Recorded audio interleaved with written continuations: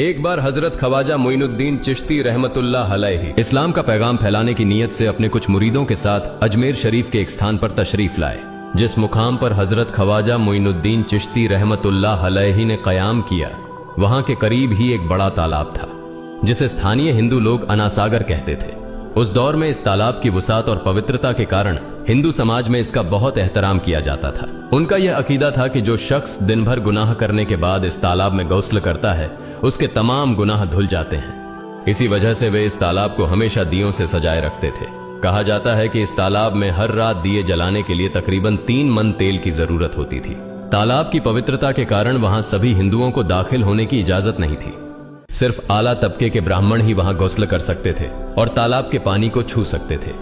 उनका यह मानना था कि अगर ब्राह्मणों के अलावा कोई और तालाब के पानी को छू ले तो पानी नापाक हो जाएगा। हजरत ख्वाजा मोइनुद्दीन चिश्ती रहमतुल्लाह अलैहि और उनके मुरीद लंबे सफर से थके हुए थे।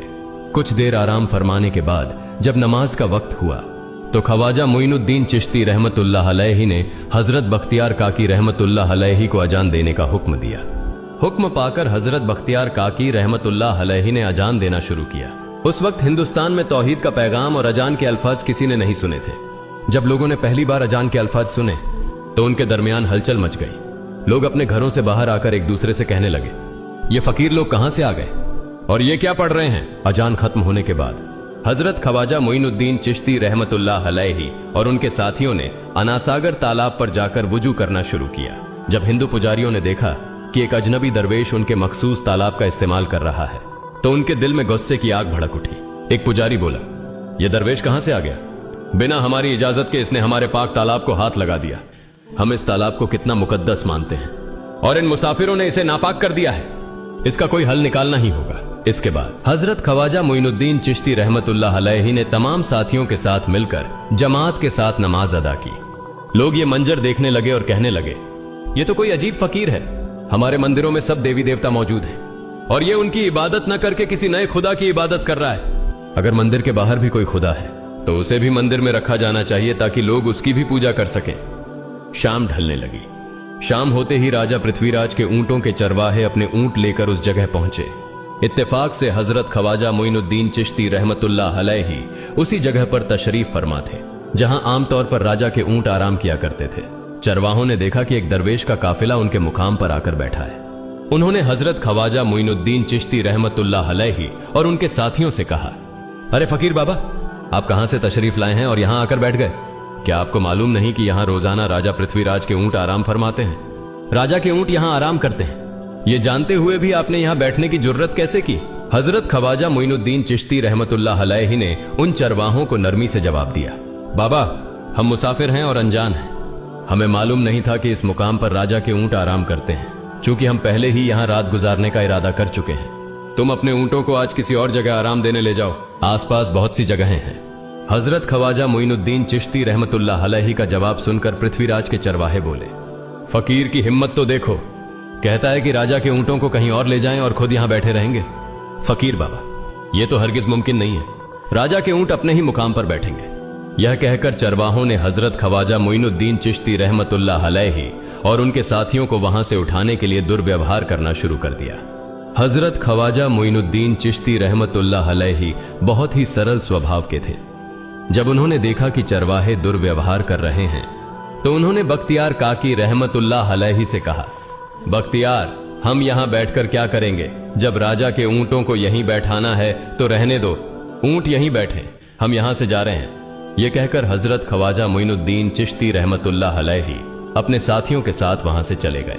अगली सुबह जब ऊंटों को फिर से चरागाह में ले जाने का समय आया तो चरवाहे ऊंटों को उठाने की कोशिश करने लगे, लेकिन बार बार कोशिश के बावजूद वे ऊंटों को उठा नहीं सके, क्योंकि अल्लाह के वली हजरत ख्वाजा मोइनुद्दीन चिश्ती रहमतुल्लाह अलैहि ने कहा था कि ऊंट यहीं बैठेंगे।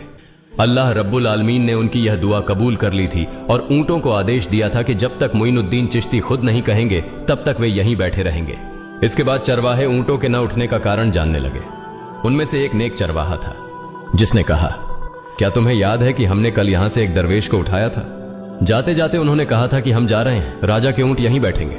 मुझे लगता है कि उनके कहे शब्दों के कारण ही राजा के ऊंट उठ नहीं पा रहे हैं। शायद वह कोई बड़े वली हैं या अल्लाह का कोई अवतार है। इस बात को महामहिम राजा के समक्ष रखते हैं।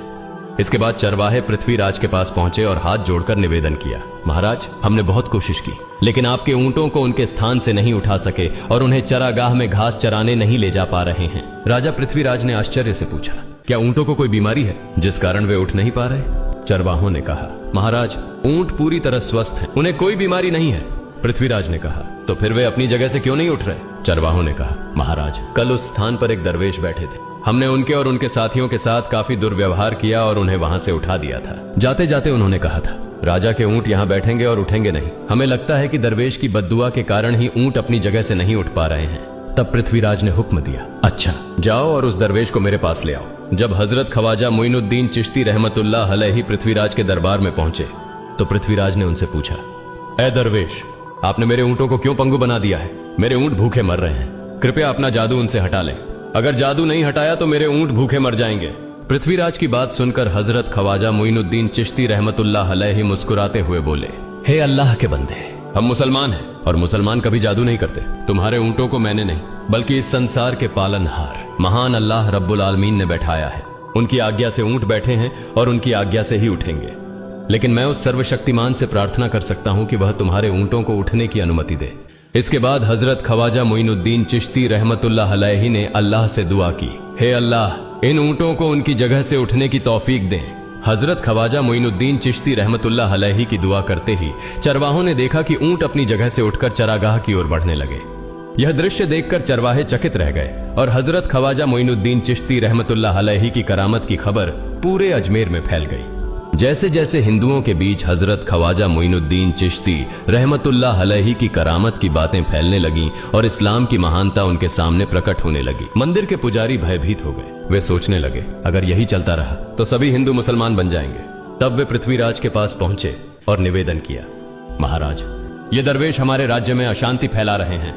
यदि आपने अभी इनका कोई उचित समाधान नहीं निकाला तो ये दरवेश सभी हिंदुओं को मुसलमान बना देंगे और तब हमारे देवताओं की पूजा करने वाला कोई नहीं बचेगा। आप इन्हें यहां से भगा दें, नहीं तो ये हमें यहां से बाहर निकाल देंगे। महाराज, हम आपको एक और भयावह बात बताना चाहते हैं। ये दरवेश कहते हैं कि जिन मूर्तियों की हम पूजा करते हैं वे पूजनीय नहीं है। उनका कहना है कि ये केवल निर्जीव पत्थर है जिनमें कोई शक्ति नहीं है। ये साधारण लोगों को इस तरह की बातें बताकर भ्रमित करना चाहते हैं। सबसे आपत्तिजनक बात यह है कि ये दरवेश हर दिन 5 बार हमारे पवित्र तालाब में हाथ लगाकर उसे अपवित्र कर रहे हैं। पुरोहितों की बात सुनकर पृथ्वीराज ने हजरत ख्वाजा मोइनुद्दीन चिश्ती रहमतुल्लाह अलैहि को बुलाया। जब हजरत ख्वाजा मोइनुद्दीन चिश्ती रहमतुल्लाह अलैहि उनके दरबार में पहुंचे तो पृथ्वीराज ने कहा, ए दरवेश, हम देख रहे हैं कि आप गोमाता का मांस खाते हैं और हमारे देवताओं का अपमान करते हैं। हमारे धर्म के बारे में तरह तरह की उल्टी सीधी बातें कर रहे हैं। हम यह सहन नहीं कर सकते। हम यह भी देख रहे हैं कि आप हमारे पवित्र तालाब को अपने अपवित्र हाथों से खराब कर रहे हैं। आप तुरंत हमारे देश से चले जाएं।